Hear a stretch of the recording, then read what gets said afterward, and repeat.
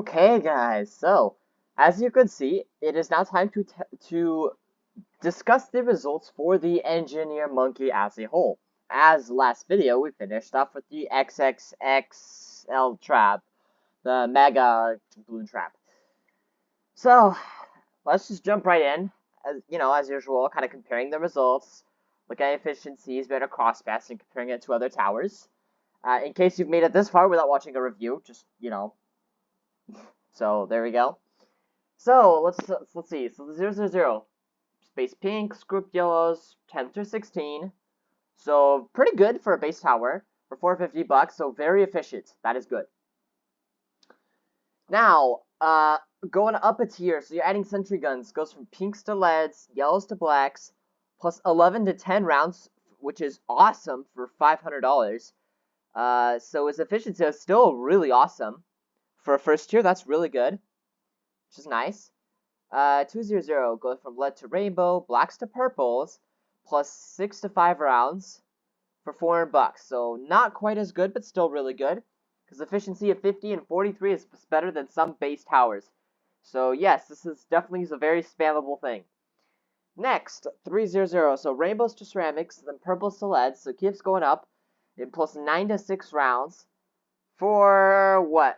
An extra 1/3 of the price? No.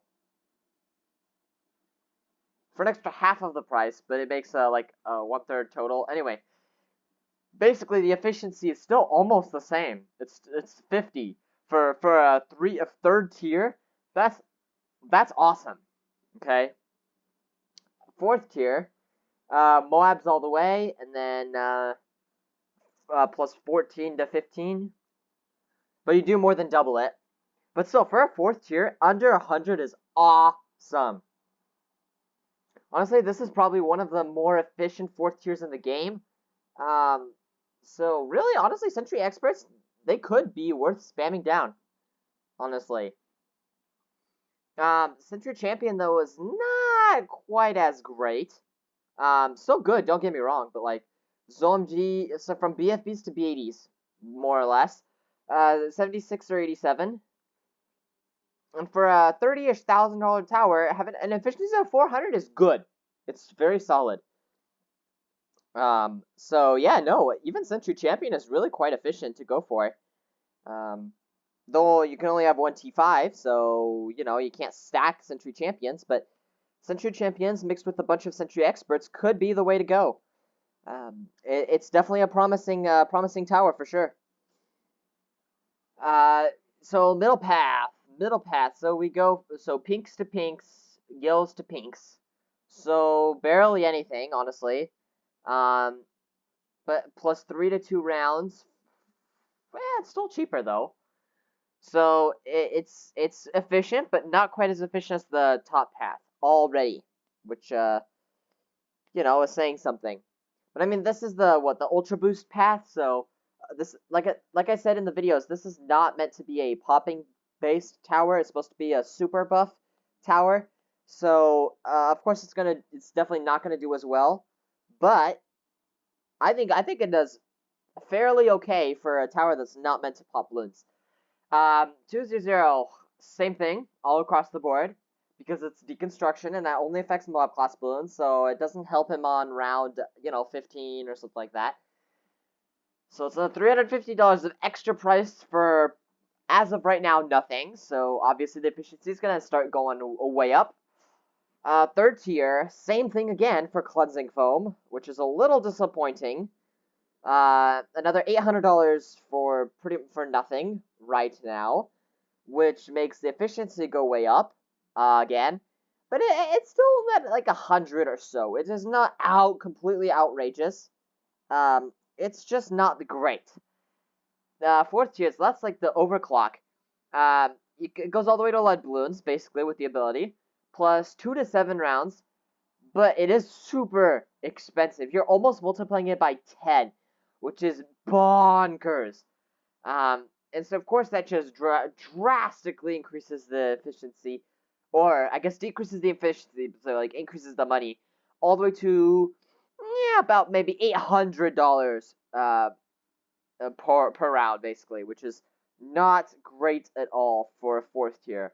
But then again, like I said, not meant to pop balloons, so in that context, it's okay. It's decent. 5th tier, so the Ultra Boost. So with Ultra Boost, he goes from roughly ceramics to Moabs, which is pretty good. Um, he also gets to from between round 32 and 48, somewhere along those lines, which is nice as well. And yeah, that basically puts him at an efficiency of more or less like 3,300 or something like that, which is not bad at all to say for an Ultra Boost. Now, bottom path, exact same thing except plus 1 to 2 rounds. Now it is still more expensive than the more range. So yeah, it's definitely going to be more less efficient. So higher pricing. Next, the 2nd tier. So that's Pin. Pin does a pretty good job. Pinks to blacks, yellows to blacks, plus 4 to 5 rounds. For $220, which is super duper duper cheap. It is actually better to go for Pin than to leave it at the 1st tier. The efficiency is better than the previous tier, literally, which is it's incredible. It's good. 3rd tier, so we get from blacks to rainbows and blacks to leads, because this is double gun, so double the popping power, plus 16 to 12 for $500. Once again, efficiency is dropping. It is more and more and more efficient. So 3rd tier at 52 and 46. Let's see. Hold up. 52, 46. That's almost as efficient as the 3rd tier top path, which in itself is super efficient already. 4th tier. Oh, now this gets less efficient because this is the balloon trap, and balloon trap, if you guys remember, totally sucks against Moab class balloons. So, obviously, rainbows to Moabs. Let's do ceramics. Surprisingly, group ceramics was too much for him as well. Round 40, but you triple the price. Triple the price for such a little increase. Obviously, is going to start skyrocketing the efficiency to 128, which, in terms of like other towers, is still reasonable. It's still pretty good. It's not bad. 5th tier though, well, 5th tier's okay. The XXXL trap is really not that bad. Because it does get to pretty much BTDs everywhere, except group OMGs for the uncrossed path to 1, for some reason. So yeah, and it goes from around 63 to 91. 91. So its efficiency is, I would say, about 800. 850 is his efficiency, which is, it's good. 850 is a good efficiency. Not the best, but it's still pretty good. Alright, cross paths. Cross path wise. If you're going for a Century Champion, a very clear winner, 502. Go for Pin. Is a way better cross path than going for larger surface area and deconstruction. Partially because the larger surface area is bad for the sentries, since he spawns the sentries out more sporadically in a wider area, so they don't pop the balloons as well. While the bottom path, you keep them confined in a smaller area, so that those mega explosions for when the sentries time out are going to be more consistent, whereas just being kind of all over the place and not being very effective at all. So definitely that's one thing. The second thing too is, especially this late, when he gets into the 76, 80s and stuff like that, you're dealing with super ceramics, okay? And the thing with super ceramics is that with Pin, he can pin the ceramics to actually pop them, so he can make it further. That's why he makes it to round 87, as opposed to the other ones where they just kind of did some damage to the balloons, but were more focused on the Moabs. So a massive ceramic rush like 76 just wiped him out already. Not instantly, but wiped him out that early. So Definitely cross path wise, easily, hands down, 502. All right, Ultra Boost. Which one do you go for? Um, well, this one's a smidge bit harder. Um, but I mean, it seems it still is a pretty clear winner that the 205, having the sentries, is more efficient for him being a solo tower. Um, yeah. So because he does make it to space Moabs, and he does get to around 48, not 40. So it is more efficient. However, this kind of depends on your strategy, more or less. Uh, because again, Ultra Boost is supposed to be a support based monkey, so it doesn't make sense to say the best cross path is the one he gets where he gets further in solo mode. However, that is a pretty big difference in efficiency, and that is 8 more rounds, and he does better in spaced balloons. So, despite that, I still think the 250 is a better cross path to go for. Now we got the bottom path, the XXXL trap. Um, so in terms of spacing group balloons, they both get to BAD, so that's not really an issue. However, in terms of rounds, oh boy, there's a super clear winner.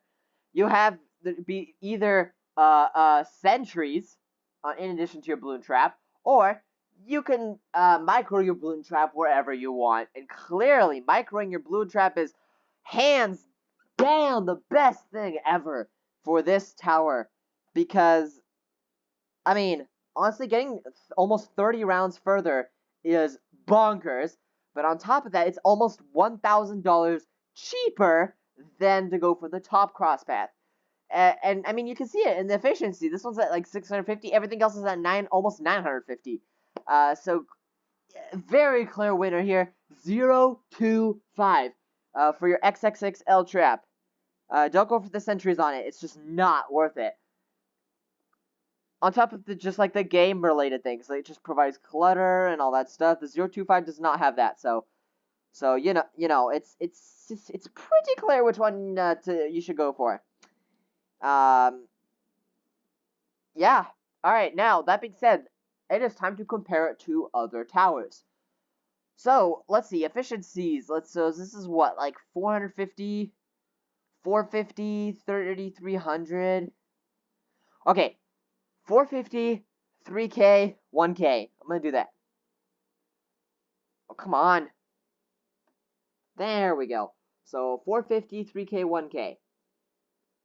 Okay, well, it's less efficient than Dart Monkey. Less efficient than, which one's that? Boomerang.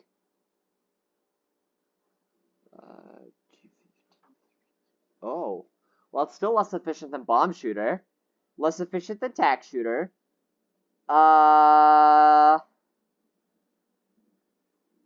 Slightly less efficient than the Ice Monkey, but it's kind of debatable. It's more or less equal.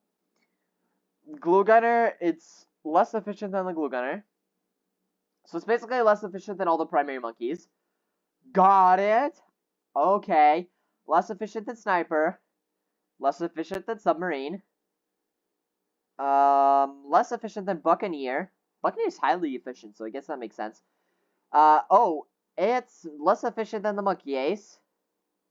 It's less efficient than the Heli Pilot. Goodness, okay. Less efficient than the Mortar. It is less efficient than the Dartling Gunner.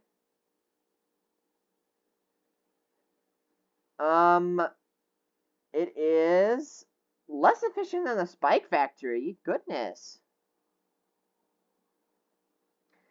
And then Magic. So it's less efficient than the Wizard. It's obviously more efficient than the Super Monkey. It seems to be roughly the same as the Ninja, more or less. Way more efficient than Alchemist, thankfully.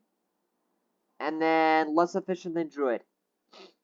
Alright, well, I didn't know that. I guess the Engineer is really not an efficient tower at all, it turns out, when you compare it to other towers.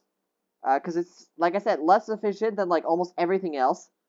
Except like Alchemist, which is so much more buff based than the Engineer is, um, as well as like a few others like Super Monkey that are notoriously inefficient. They're just meant to have a big power output. All right, well that concludes this Engineer Monkey review. Next video, we will be starting out the final, last but not least, the final tower in our solo test series. That's going to be the Beast Handler.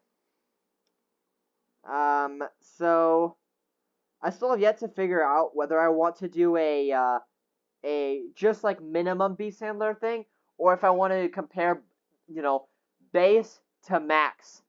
You know what I mean? Like the base, what do they call them? The beast powers, and max beast power.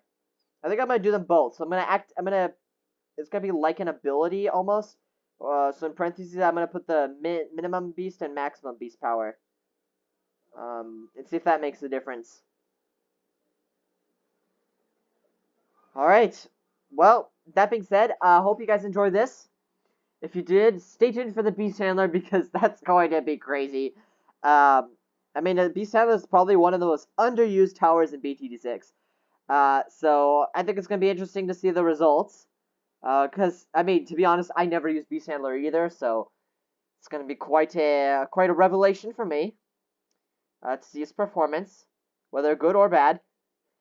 And, the only other thing to do at this point, if you're feeling extra generous, is to hit that subscribe button, whether it's the one that appears on screen or the one that's popping up underneath this video. It's no extra cost to you whatsoever, and it's a win-win scenario between you and me. So there's really nothing to lose. Both of us benefit from it, and there's absolutely zero extra cost. It's totally free. All it takes is one click. So if you could do that, that would be truly, truly awesome. Thank you very much to those of you who have subscribed, and I hope all of you have a splendid day.